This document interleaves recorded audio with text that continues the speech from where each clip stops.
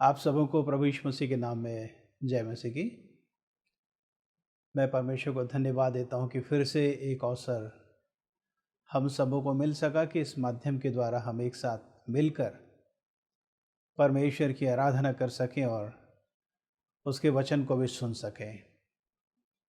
आइए इससे पहले कि आज की आराधना हम प्रारंभ करें, हम प्रार्थना करेंगे।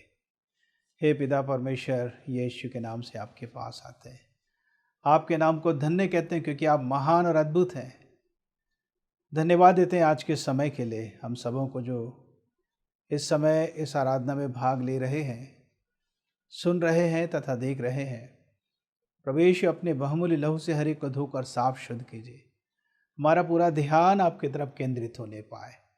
हर एक प्रकार के व्यवधान, अंधकार की ताकतों को, भय और चिंताओं को यीशु के नाम से हम नाश करते, निष्क्रिय करते और दूर करते हैं। पवित्र आत्मा, हम आपका स्वागत करते हैं। हर एक की आप सहायता करें। प्रभु यीशु के नाम से मांगता हूँ, सुनो ग्रहण कर, आमीन। आप सभी को प्रेज लॉर्ड। एक दफ़े फिर से आप सबों का स्वागत है आज की आराधना में, और हम आशा करते हैं कि आप सब अच्छे हैं और परमेश्वर ने हमें यह अवसर दिया है कि हम उसकी महिमा कर सकें। यीशु मसीह के नाम में अद्भुत सामर्थ है। अगर देखें तो इस संसार में जितनी भी चीज़ें हैं उन सब के ऊपर परमेश्वर ने अधिकार दिया है, और वो नाम, वो सामर्थ है, वो यीशु मसीह के नाम में है। तो आइए आज की आराधना को हम शुरू करेंगे और इस गीत को गाएंगे, अद्भुत सामर्थ से भरा यीशु नाम।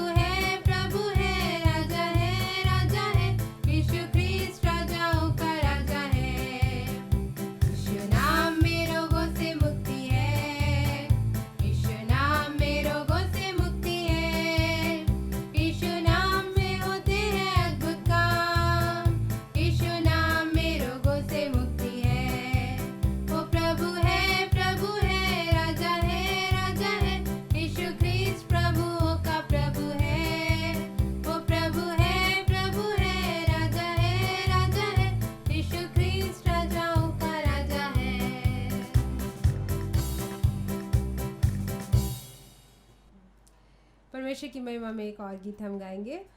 हमारा परमेश्वर प्रभुओं का प्रभु और राजाओं का राजा है, और हमें हर समय उसकी स्तुति करना है, हर समय उसकी महिमा करना है, चाहे वो सुबह हो या शाम हो। निरंतर हमको परमेश्वर की महिमा अपने जीवन के द्वारा करते रहना है। तो आइए परमेश्वर की आराधना में इस गीत को गाएंगे। आराधना आराधना स्तुति, आराधना आराधना।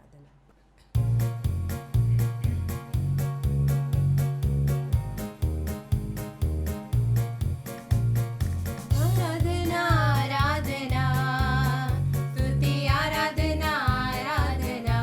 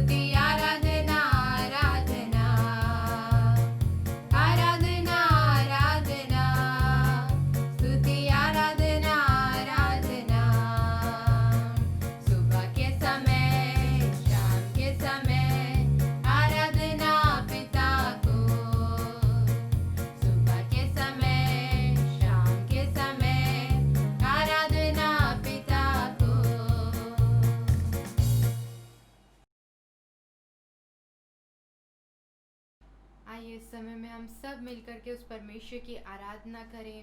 और एक बार फिर से परमेश्वर ने हमें ये अवसर दिया है कि हम सब मिल करके उस परमेश्वर की हम आराधना स्तुति कर पाते हैं। आइए हम सब मिल करके उस परमेश्वर की आराधना करें, उसकी स्तुति करें, उसकी महिमा करें। वो परमेश्वर जो है वो आदर के योग्य है, वो महिमा के योग्य है, उसकी आराधना करें। हालेलुया, धन्यवाद धन्यवाद जीवित परमेश्वर। हालेलुया हालेलुया, धन्यवाद जीवित परमेश्वर, एकमात्र पवित्र परमेश्वर, आपकी महिमा हो प्रभु। हालेलुया, धन्यवाद धन्यवाद धन्यवाद जीवित परमेश्वर। हालेलुया, रिखंदरलबा शखेदरलबा शंतरलबा अर्कांद्रलबा शतोरबा नमशखेरले बेरियंतरलबा। Thank you Jesus, thank you Lord. Hallelujah, धन्यवाद हो पवित्र परमेश्वर, आपकी स्तुति हो, आपकी महिमा हो, आपकी प्रशंसा हो, आपकी जय जयकार हो प्रभु। हालेलुया हालेलुया हालेलुया, धन्यवाद हो प्रभु, आपकी महिमा करते हैं, आपके नाम को ऊंचा उठाते, धन्य कहते और सराहते हैं प्रभु जी, एकमात्र स्तुति के योग्य परमेश्वर।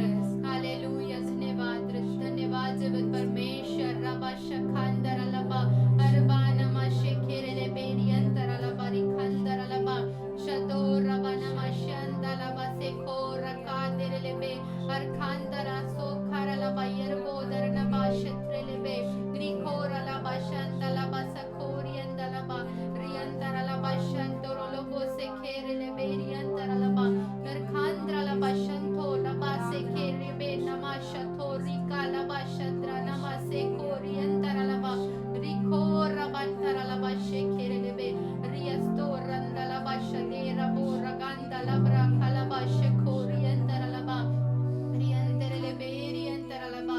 Thank you Jesus, thank you Lord. धन्यवाद जीवित परमेश्वर, आपकी महिमा हो, आपकी आराधना हो जीवित परमेश्वर। हालेलुया, धन्यवाद हो प्रभु आपकी सारी आशीषों के लिए, धन्यवाद प्रभु सारी भलाइयों के लिए, धन्यवाद जीवित परमेश्वर, धन्यवाद हो प्रभु। हालेलुया, धन्यवाद पवित्र परमेश्वर, महिमा के योग्य, आदर के योग्य, प्रशंसा के योग्य प्रभु, आपका धन्यवाद हो प्रभु। हालेलुया, धन्यवाद धन्यवाद धन्यवाद। Thank you Jesus, thank you Lord. धन्यवाद धन्यवाद धन्यवाद हो पवित्र परमेश्वर, आपकी महिमा हो। हालेलुया, आपकी आराधना हो जीवित परमेश्वर। धन्यवाद हो पवित्र परमेश्वर, स्तुति के सिंहासन पर विराजने वाले परमेश्वर, आपकी स्तुति हो, आपकी आराधना हो, आपकी महिमा हो प्रभु जी। धन्यवाद जीवित परमेश्वर। हालेलुया, धन्यवाद जीवित परमेश्वर। हालेलुया, धन्यवाद प्रभु जी, धन्यवाद जीवित परमेश्वर। हालेलुया, एकमात्र सच्चे और भले परमेश्वर, आपका धन्यवाद करते हैं प्रभु जी। जब हम इस गीत को गाते हैं, कोई नहीं है आदर के योग्य, जब इस गीत को हम गाते हैं, सचमुच में हम इस बात को स्मरण रखें कि सचमुच में हमारा जो परमेश्वर है वो एकमात्र आदर के योग्य परमेश्वर है, वो सारी महिमा के योग्य परमेश्वर है, और वो सारे आदर के योग्य परमेश्वर है। तो उसकी महिमा में हम सब मिल करके जब इस गीत को गाएंगे, उस परमेश्वर की हम महिमा करें इस गीत के द्वारा, उसको आदर दें अपने जीवन के द्वारा। आइए हम सब मिल करके प्रभु की उपस्थिति में खोकर इस गीत को हम गाएंगे।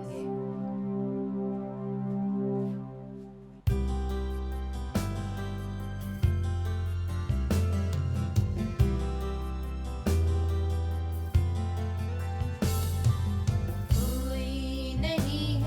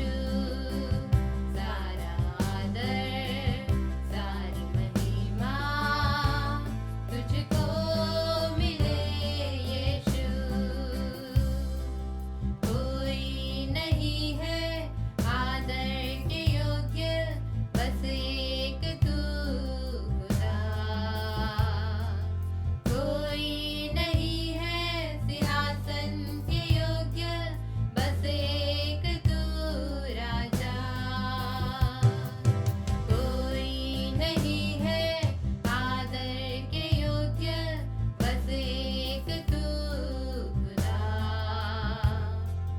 कोई नहीं है सिंहासन के योग्य, बस एक तू राजा।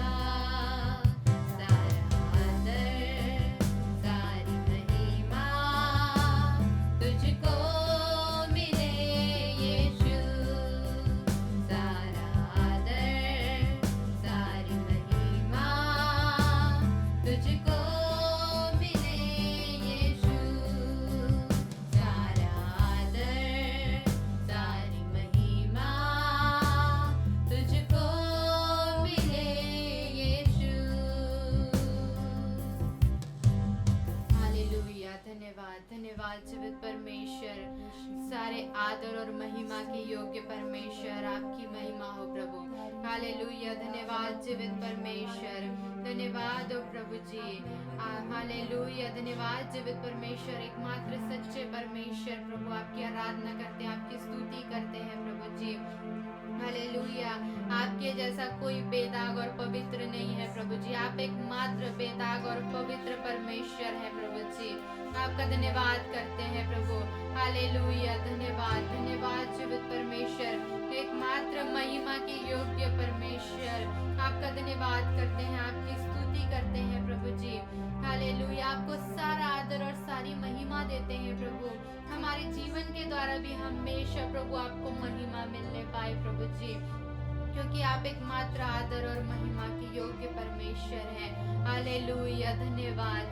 रिखंदरलबा शखोर रबानमा शेखे तेरे ले बेरी अंतरलबा रंदलबा शथोर रखंद्रे ले बेरी अंतरलबा अरबानदा रबाले खेरे ले बेशंदरलस्तोरलबा रियंतलबा शेखेरे ले बेरी अंतरलबा। Thank you Jesus, thank you Lord. धन्यवाद जीवित परमेश्वर, आपकी महिमा हो प्रभु, आपकी आराधना हो जीवित परमेश्वर। हालेलुया। धन्यवाद धन्यवाद धन्यवाद महान परमेश्वर, आपकी महिमा हो प्रभु। धन्यवाद जीवित परमेश्वर। Hallelujah. Thank you Jesus, thank you Lord. धन्यवाद पवित्र परमेश्वर। हालेलुया। धन्यवाद जीवित परमेश्वर, थैंक यू लॉर्ड। धन्यवाद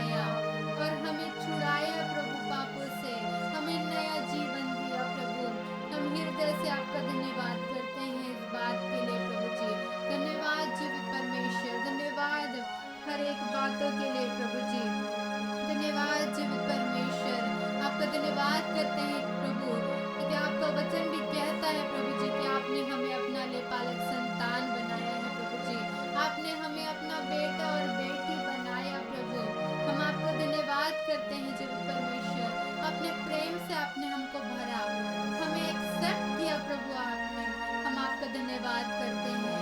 हम जैसे थे प्रभु उसी दशा में आपने हमें स्वीकार किया, हमें एक्सेप्ट किया, हमसे प्रेम किया प्रभु आपने ऐसी स्थिति में भी। हम हृदय से आपका धन्यवाद करते जीवित परमेश्वर।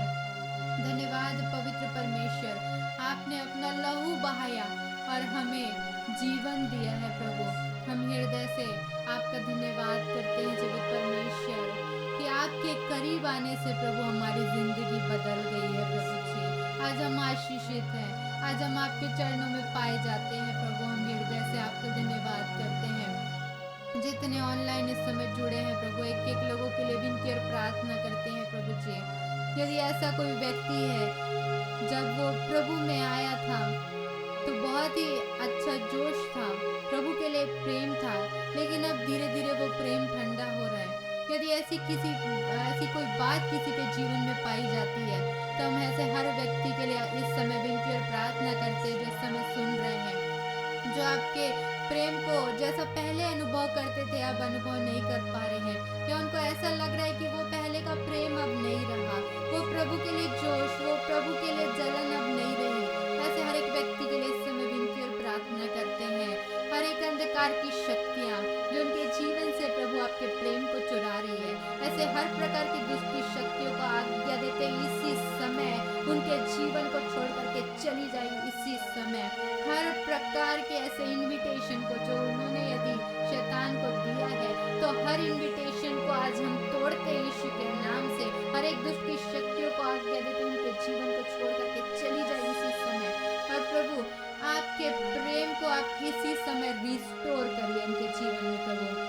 इसी समय प्रभु आपका प्रेम उनके जीवन में पुनः स्थापित होने पाए यीशु के नाम से। वो पहले के समान प्रेम जब उन्होंने प्रभु को जाना था, वो पहले के समान जोश और जलन प्रभु आपके लिए, आपके कार्य के लिए प्रभु जी, आपकी संगति के लिए इच्छा, आपकी संगति के लिए प्रेम प्रभु फिर से दे दीजिए प्रभु। रिस्टोरेशन को कहते यीशु के नाम से।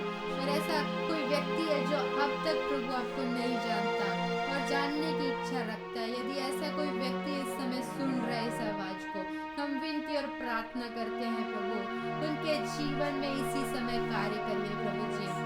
आपके प्रेम को और आपकी सामर्थ को इस समय रिलीज करते यीशु के नाम से। वो जीवित परमेश्वर प्रभु आप हैं, सच्चे परमेश्वर आप हैं प्रभु जी। यदि वो आपको नहीं जानते और इस आवाज को सुन रहे हैं, आप उनसे इसी समय बातचीत करिए प्रभु जी। वो आपको अनुभव करें अपने जीवन में, आपके प्रेम को अनुभव करें कि सचमुच में आप एक परमेश्वर हैं, सचमुच में आप एक जीवित परमेश्वर हैं। ऐसा वो अपने जीवन में व्यक्तिगत रीति से अनुभव करने पाए प्रभु जी। आपकी महिमा उनके जीवन के द्वारा से होने पाए प्रभु। दया अनुग्रह करिए। और एक बात में आपका धन्यवाद करते हैं प्रभु, एक एक लोगों को आपके हाथों में सौंपते हैं जो इस समय सुन रहे हैं। हर एक के संग और साथ होइए प्रभु जी, आपका प्रेम उनके जीवन में बना रहे। आगे के सारे समय को आपके हाथों में सौंपते हुए छोटी विनती प्रभु यीशु के नाम से मांगते हैं, आमीन।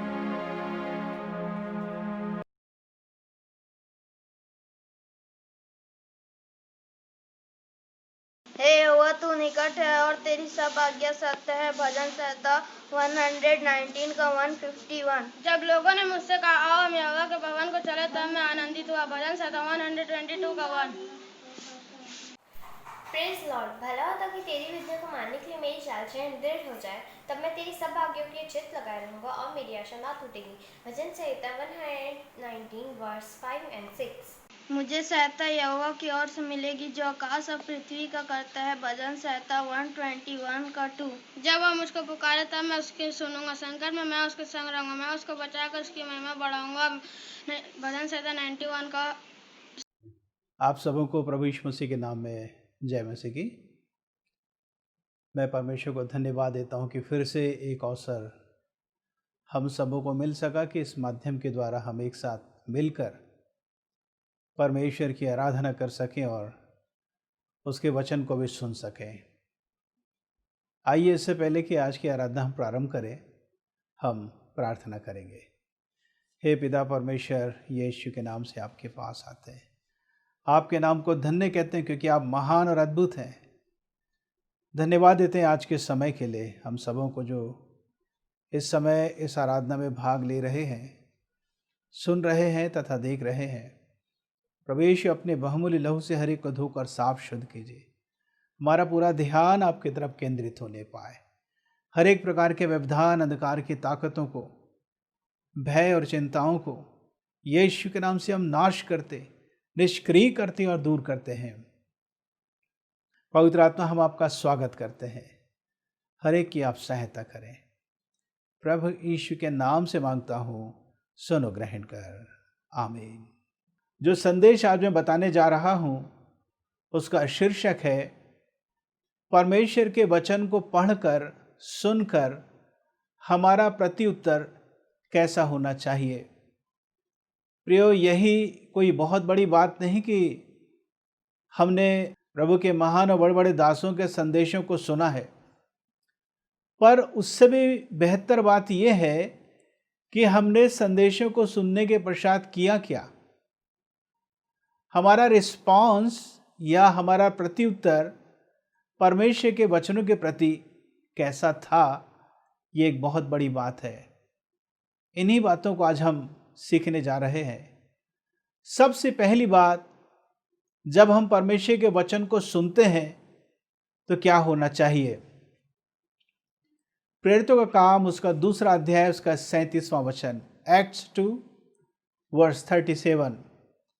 पेंतेकुस्त का दिन था। पेंतेकुस्त एक त्यौहार था यहूदियों का, जिसका शाब्दिक अर्थ होता है 50वां दिन। और प्रभु यीशु मसीह के स्वर्गारोहण के पश्चात ठीक 50 दिन हुआ था।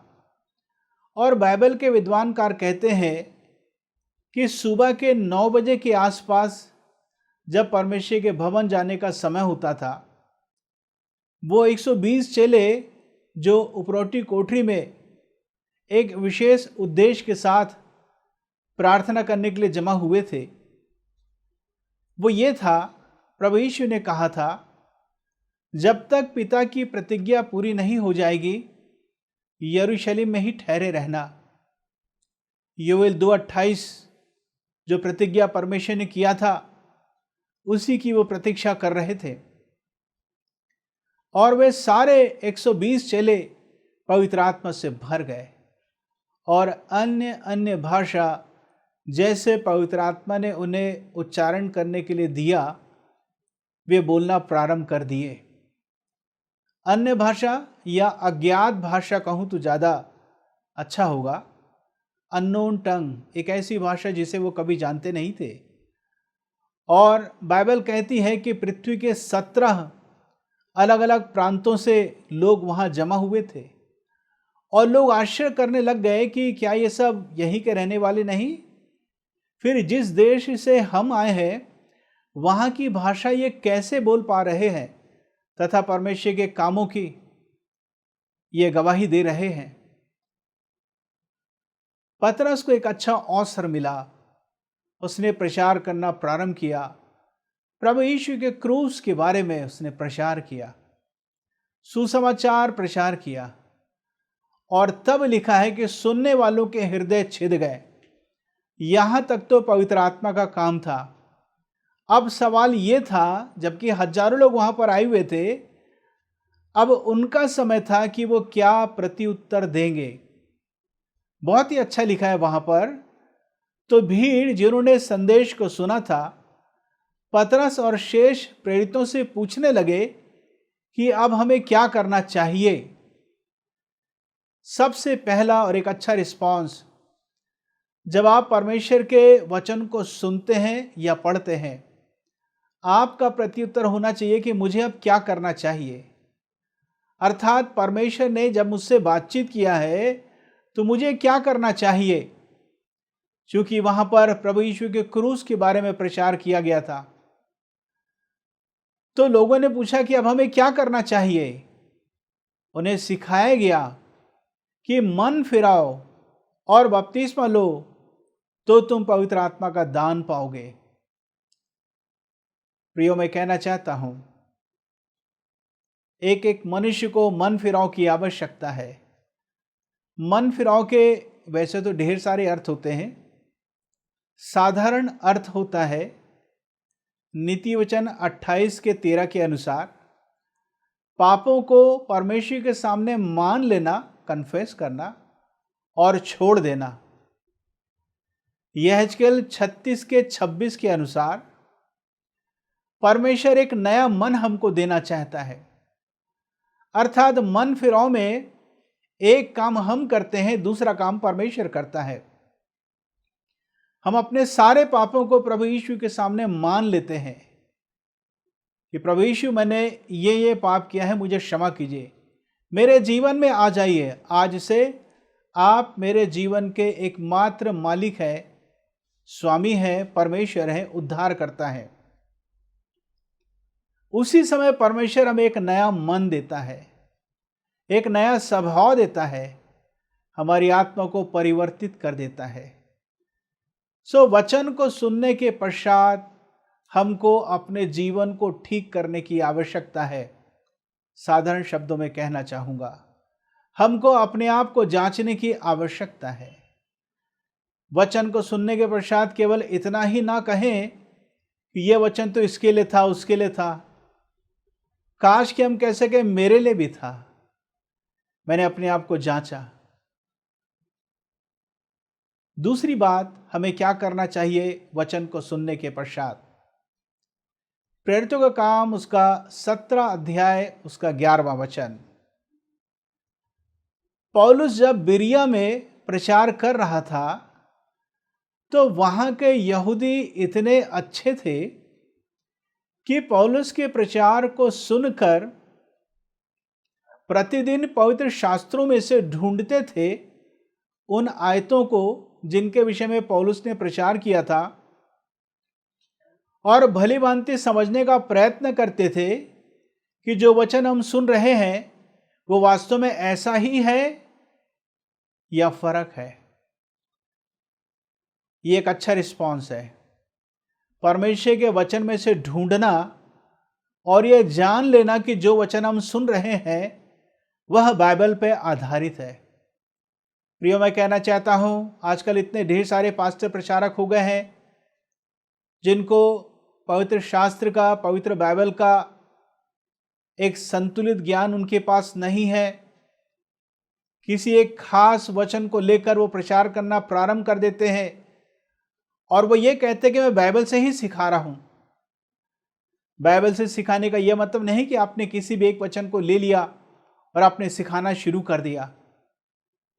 बाइबल पर आधारित तो होना ही चाहिए, पर यह बैलेंस्ड होना चाहिए, यह संतुलित होना चाहिए, पूरी रीति से वचन के साथ सहमत होना चाहिए, किसी एक खास वचन पर नहीं, विशेष वचन पर नहीं। मैं आपसे कहना चाहूँगा, हमारा रिस्पॉन्स ये होना चाहिए वचन को सुनने के पश्चात कि हम वचन पर, लिखित वचन पर ध्यान देना शुरू करें। केवल बोले गए वचनों पर ही नहीं, लिखित वचनों पर ध्यान दें, पढ़ें और हम समझ पाए क्या वास्तव में ऐसा ही है। एक और बात इसी आयत के अंतर्गत मैं आपको बताना चाहूँगा। प्रेरितों का काम उसका 16 अध्याय 13 से 15 वचन। जब पौलुस मिशनरी यात्रा में था, फिलिप्पी नगर में प्रचार कर रहा था और वह नदी के किनारे यह समझ कर गया कि वहां प्रार्थना करने का स्थान होगा, तो वहां जब वो प्रचार करना शुरू किया, थुआतीरा नगर की एक स्त्री थी जो बैजनी कपड़ों का व्यापार करती थी, लूदिया उसका नाम था, और लिखा कि परमेश्वर ने उसके मन को खोल दिया और लिखा कि वह पौलुस की बातों पर चित्त लगाई, ध्यान से परमेश्वर के वचन को सुनना प्रारंभ करी। मैं आपसे कहना चाहता हूं, हमारा प्रत्युत्तर परमेश्वर के वचन के प्रति ऐसा होना चाहिए कि हम ध्यान से सुन सकें। ऐसा नहीं कि हम बैठे तो हैं प्रभु के भवन में या कहीं घर में या किसी स्थान में जहां पर वचन का प्रचार किया जा रहा है, लेकिन हमारा ध्यान किसी और बात पे है। ऐसा नहीं प्रिय, वचन के द्वारा हम में से हर एक से परमेश्वर बातचीत करते हैं, परमेश्वर वहां उपस्थित रहते हैं और परमेश्वर हमसे बातचीत करते हैं। याद करिए हमारे विद्यार्थी जीवन को, स्कूल लाइफ को। हम जब स्कूल में क्लास में पढ़ा करते थे और जब टीचर्स पढ़ाया करते थे तो किसी किसी स्टूडेंट को टीचर की डांट पड़ती थी। उधर खिड़की तरफ क्या देख रहा है, इधर देख, मेरी तरफ देख, ब्लैक बोर्ड की तरफ देख। प्रियो, ये इंसान है। इनसे बढ़कर परमेश्वर एक महान शिक्षक है। वैसे परमेश्वर को महिमा मिले स्कूल, कॉलेज और ट्रेनिंग इंस्टीट्यूट और बाइबल टीचर्स के लिए। इन्होंने हमें अच्छी अच्छी बातों को सिखाया। परमेश्वर को महिमा मिले। परंतु इनसे बढ़कर, मुझसे आपसे बढ़कर परमेश्वर है, उसको नज़रअंदाज ना करें, उसको तुच्छ ना जाने। ध्यान दें कि परमेश्वर आपसे क्या कह रहा है। सो चित्त लगाने की आवश्यकता है। तो क्या हुआ? लूदिया का जीवन ही बदल गया। हालेलुया। जब आप ध्यान से परमेश्वर के वचन को सुनेंगे तो वचन प्रभावशाली रूप से काम करेगा आपके अंदर और आपके परिवार में एक महान छुटकारे का काम होगा। एक और प्रत्युत्तर पर हम ध्यान देंगे। नहमाया की पुस्तक, उसका 8वां अध्याय, 8, 9 और 12वां वचन।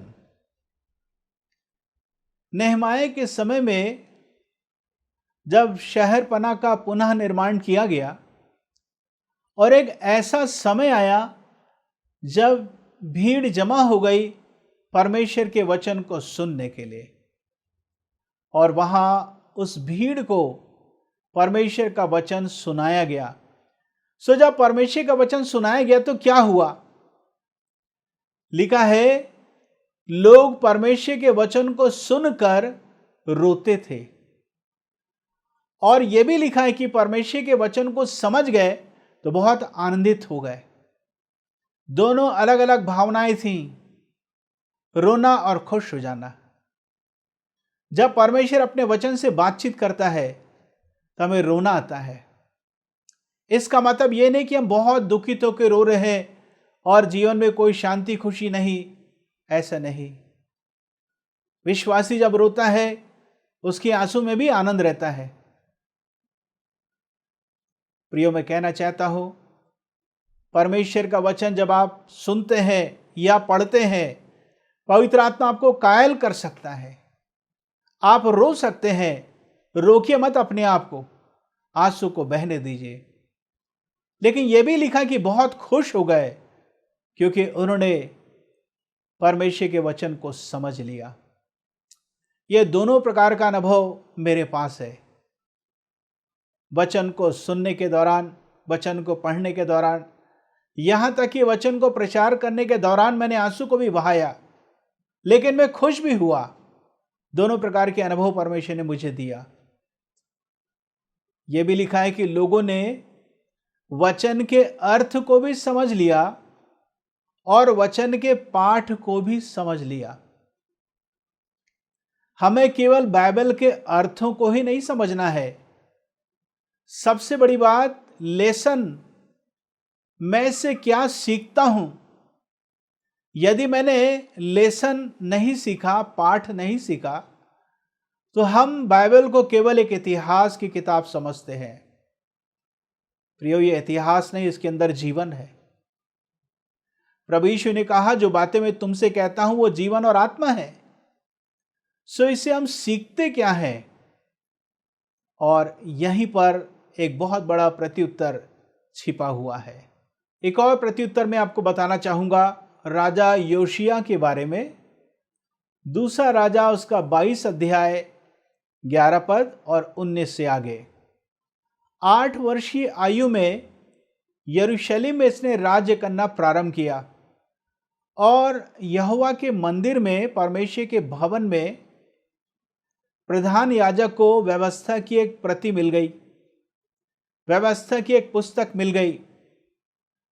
और जब राजा को बताया गया कि पुस्तक मिली है, उसने कहा कि पढ़कर सुनाओ। जब उसने परमेश्वर के वचन को सुना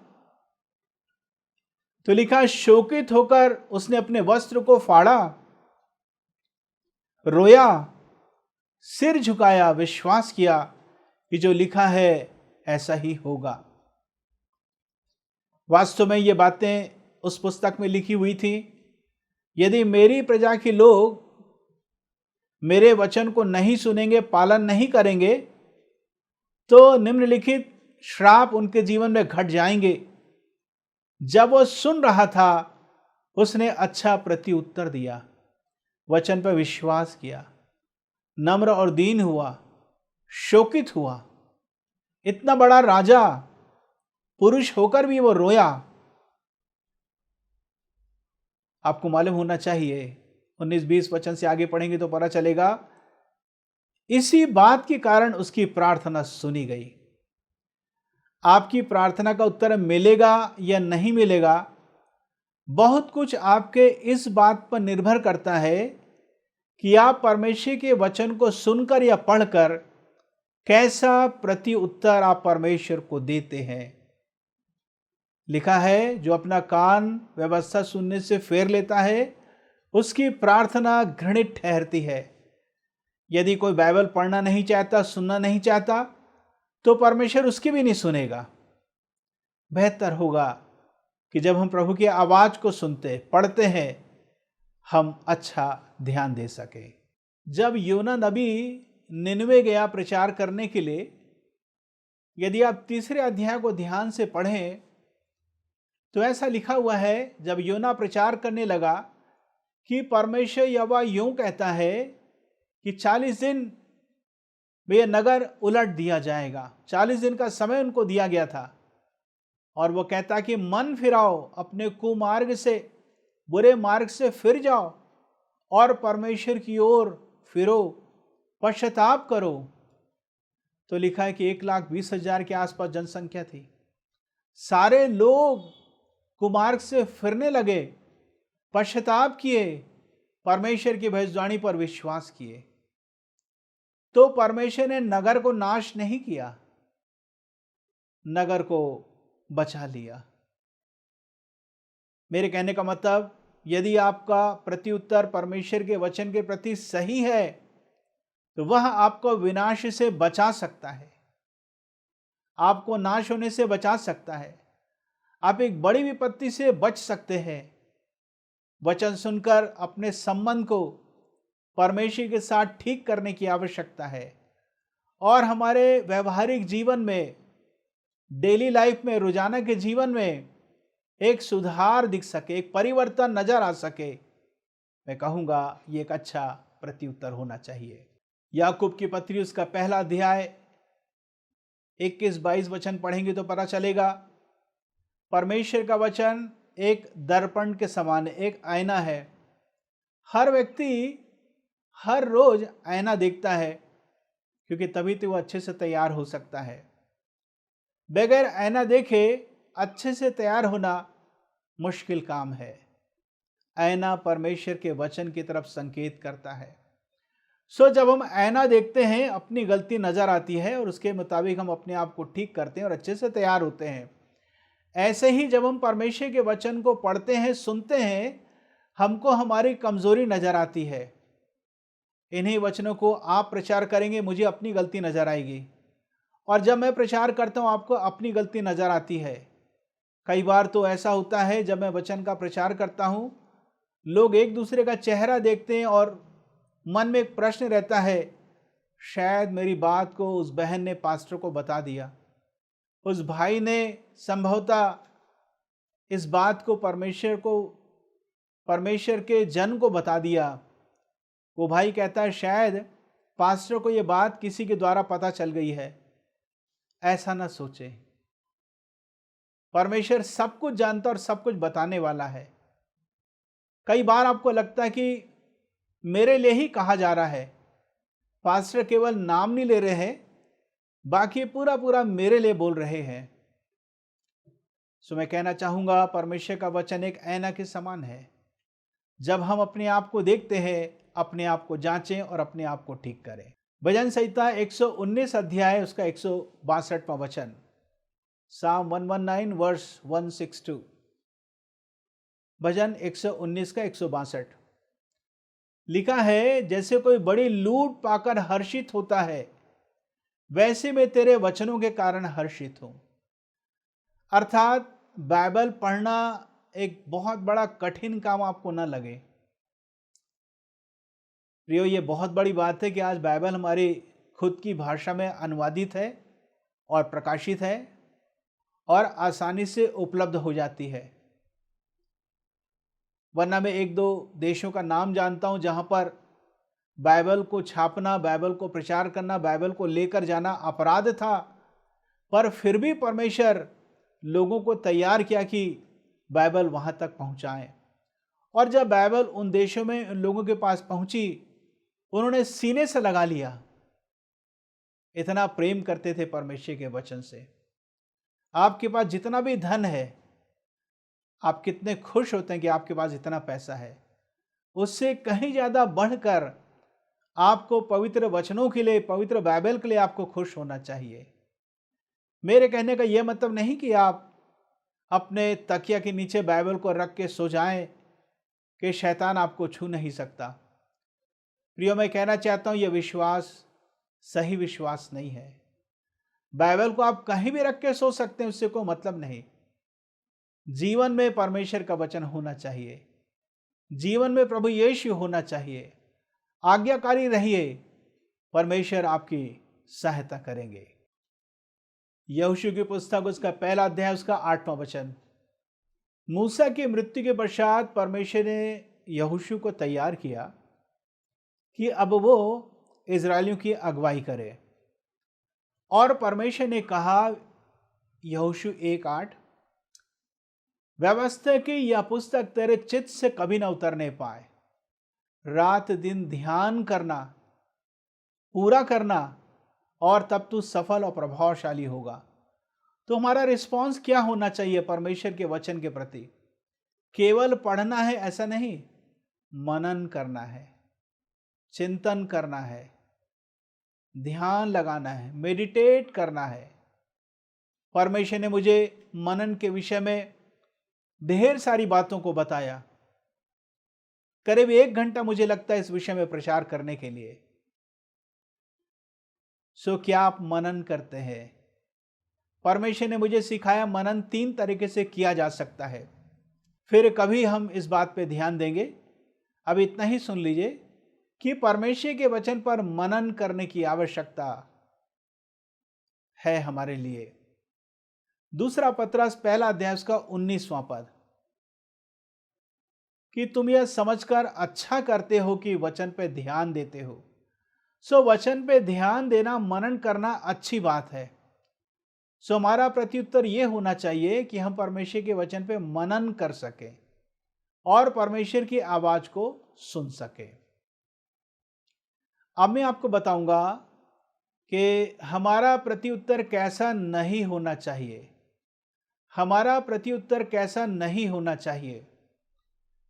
लूका रचित सुसमाचार में लिखा हुआ है, पहला अध्याय में, पहला दूसरा अध्याय को पढ़ें तो आपको पता चलेगा कि जकरिया इलिशिबा का पति और यूहन्ना बपतिस्मा देने वाले का पिता, जब वो प्रभु के मंदिर में सेवा कर रहा था, जिब्राइल स्वर्गदूत आया और उसे संदेश दिया कि तेरा एक बेटा होगा, उसका नाम यूहन्ना रखना।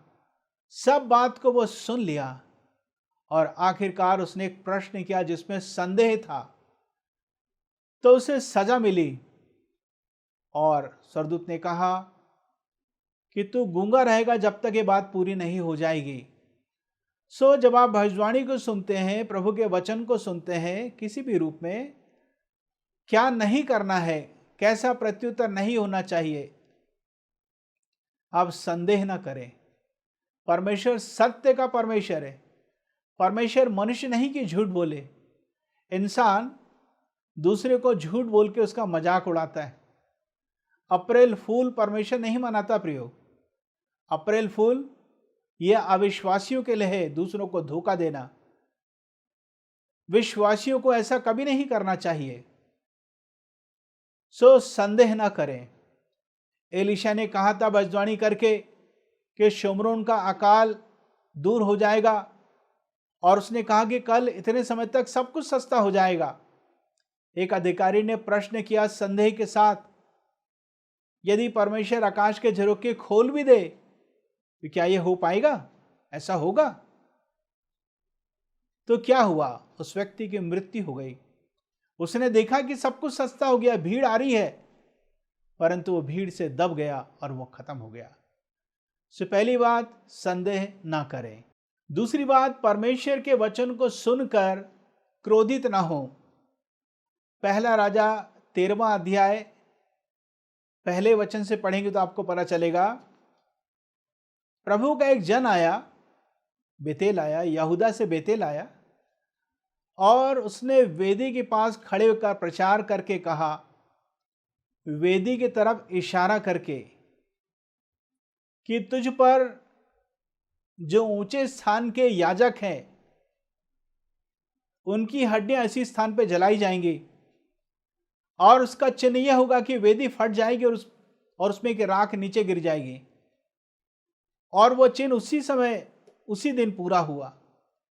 लेकिन इस बीच यारोबाम राजा इन वचनों को सुनकर क्रोधित हो गया, क्योंकि बाइबल में लिखा है यारोबाम ने इजरायलियों को बहुत भटका दिया था, सत्य से दूर ले गया था, गलत तरीके से गलत काम करना उसने सिखाया, ऐसा मैं कहना चाहूंगा। सो क्या हुआ? जब यारोबाम ने अपने हाथ को बढ़ाया प्रभु के दास के प्रति और कहा, पकड़ लो, अर्थात सैनिकों को आदेश दिया कि गिरफ्तार कर लो, लेकिन उसका हाथ सूख गया या अकड़ गया, जैसा भी कह लें, अपने हाथ को वापस खींच नहीं पाया, सूख गया उसका हाथ। तब वो समझ गया कि परमेश्वर की सजा मुझ पर आ चुकी है। उसने परमेश्वर के दास से कहा, परमेश्वर को माना कि मेरा हाथ फिर से ठीक हो जाए, और प्रभु के उस जन ने प्रार्थना किया, तब राजा का हाथ ठीक हो गया। सो जब आप परमेश्वर के वचन को सुनते हैं, क्रोधित ना हो। मत्ती 21 अध्याय 45 वचन से आगे प्रभु यीशु मसीह अपना वचन जब वो दृष्टांतों में सुनाया करते थे, तो शास्त्री, फरीसी, प्रधान याजक, जितने भी धार्मिक अगुवे थे, वहां लिखा है, वे यह समझ गए कि प्रभु यीशु हमारे विषय में प्रचार कर रहे हैं, और वो क्रोधित हो गए। इसमें क्रोधित होने की बात क्या थी? काश कि अपने आप को नम्रदीन करके, पश्चाताप करके प्रभु यीशु को स्वीकार कर लेते। अफसोस ऐसा नहीं हुआ। जो प्रचार करने वाला है, हो सकता है आपके समान शिक्षित नहीं है, आपके समान बहुत अच्छा कपड़ा पहनने वाला नहीं है, हो सकता है कि वो आपके स्तर का नहीं है, आपके समान हो सकता है सुंदर भी ना दिखता हो, लेकिन वह परमेश्वर का प्रतिनिधि होकर आपको प्रचार कर रहा है। थोड़ी देर के लिए आप भूल जाएं अपने धन, अपने पद, अपनी शिक्षा को, और इस वचन को आप स्वीकार कर लें। क्रोधित ना हो, इससे आपका ही नुकसान होगा। तीसरी बात, जब आप परमेश्वर के वचन को सुनते हैं,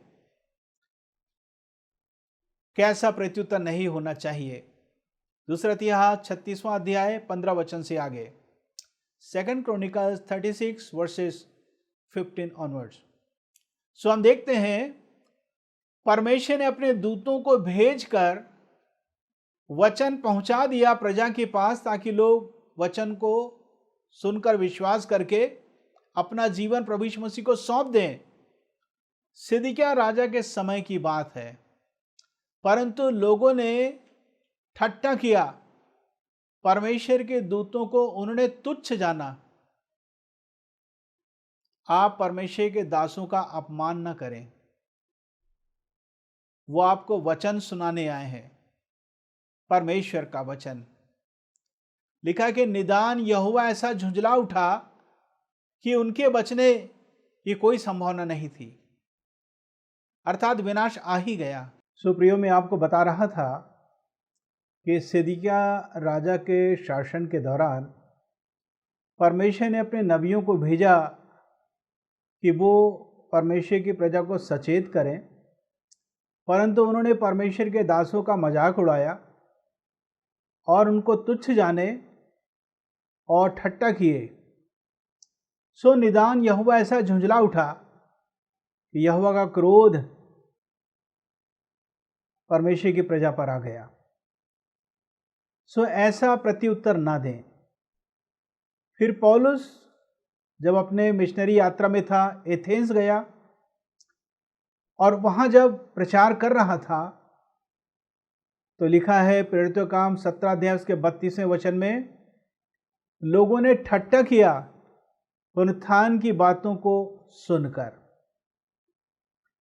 हो सकता है कई बातें आपके लिए नई हो सकती हैं जब आप संदेश को सुनते हैं, लेकिन आप मजाक ना करें, परमेश्वर के वचन को गंभीरता से लें, नहीं तो आपको नुकसान हो सकता है। पौलुस जब फेलिक्स को प्रचार कर रहा था, फेलिक्स एक रोमी अधिकारी था, वह बार बार पौलुस को बुलाकर वचन को सुनना चाहता था। उसकी पत्नी यहूदी जाति की थी और वो इस आशा के साथ पौलुस के वचन को सुनना चाहता था। वो सोचता था कि मुझे कुछ पैसे पौलुस से मिल जाएंगे। फिर एक दिन कहता कि मैं बाद में सुनना चाहूँगा।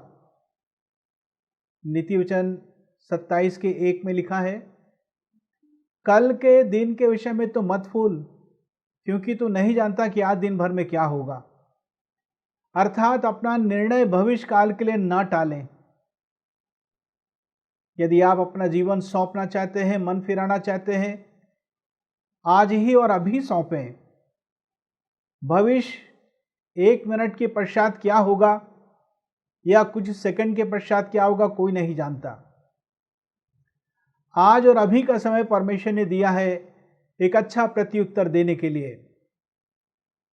सो मैंने आपसे कहा कैसा प्रत्युत्तर देना चाहिए और कैसा प्रत्युत्तर नहीं देना चाहिए।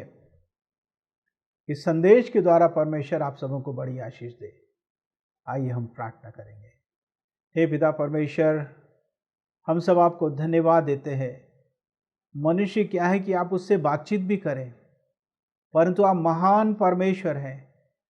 आप या तो सीधे सीधे प्रत्यक्ष रूप से हमसे बात करते हैं या फिर किसी लोगों के द्वारा बात करते हैं, साहित्यों के द्वारा, प्रकृति के द्वारा, सृष्टि के द्वारा। किसी भी तरीके से आप हमसे बातचीत करने वाले परमेश्वर हैं। लेकिन जब हम आपकी आवाज़ को सुनते हैं, वचन को पढ़ते हैं या इस प्रकार के कार्यक्रम को देखते हैं, हम सब पर दया कीजिए, एक अच्छा प्रत्युत्तर आपको दे सकें।